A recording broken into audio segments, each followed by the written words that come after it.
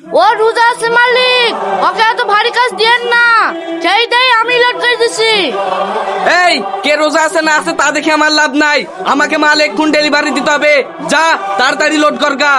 ঠিক আছে মালিক, যাচ্ছি। এই রিয়াজ দাঁড়া, তোকে যেতে হবে না, আমি যাচ্ছি। খাবার তুই আবার উঠে আসলি কেন? যা খেলি গা, আমি লোড করে দিছি। এই যে রোদ পড়ছে, ছাদবার জল কেউ টিস্টায় থাকা যাচ্ছে না, তুই আবার গাড়ি লোড করতে কি মরবি নাকি? যা তুই মোটরটা চালু করে দে, টুকটুক করে কয়লাগুলো ভিজাগা, আমি গাড়ি লোড করে দিছি। ঠিক আছে ভাই। এই সুমিত শোন। বলেন মালিক। এই তুই একটা হিন্দু চাইলি ওই মুসলিমের বাচ্চার উপর অত দরদ দেখাস কেন? ও রোজা করুক নাই মরুক, তোর দেখার দরকার কি? তোর কাজ তুই করবি, ওর কাজ ও করবে। আপনি কিছু মনে করেন না মালিক, ও আমার ছোটবেলাকার বন্ধু, তো ওর কষ্ট আমি দেখতে পারিনি। আর রোজার কটা দিনই তো আছে, ওর ভারী কাজগুলো আমি করি, ও পাতলা কাজগুলাই করুক। না হলে সারাদিন না খেয়ে এই রোদে এত ভারী কাজ করতে পারে? আপনি বলেন।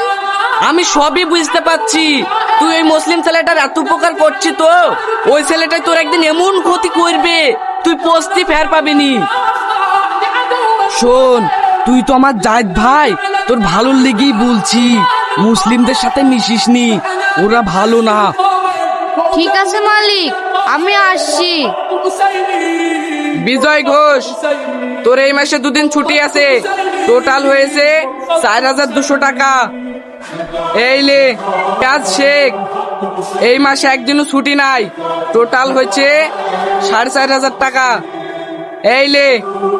মালিক, আর 4 দিন বাদ দিত আমাদের ঈদ, 2000 টাকা অগ্রিম দেন না, আমার ছেলে মেয়েকে পোশাক কিনে দিতে হবে, সামনে মাসে কেটে নিয়েন। না না, কোনো অগ্রিম টাকা হবে না, এমনিতেই কাজ করে না, রোজায় আছি বলি সারাদিন ফাঁকি মেরে বেড়াই, আবার অগ্রিম টাকা নেবে? যা সাইডে হাট।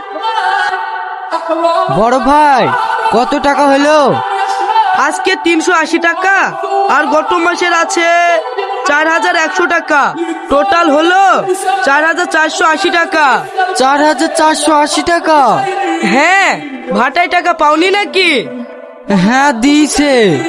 বলছি বড় ভাই, এই মাসে 3000 টাকা দিলে হইতো না, সামনে মাসে সব শোধ করে দিত। না না, এই মাসে কোন ধার বাকি রাখা যাবে না, আর কদিন বাদ দিয়ে ঈদ, দোকানে সব রিটার্ন মাল তুলতে হবে, টাকাগুলো সব দিয়ে দাও, আজকে মার্কেটে যাব। ঠিক আছে দিয়েছি। বড় ভাই, 1000 টাকা সামনে মাসে লিও না, আমার ছেলে মেয়েকে পোশাক কিনে দেবো। না না, এই মুহূর্তে টাকার বিশাল দরকার, আমি কোনো মতে ধার রাখতে পারবো না।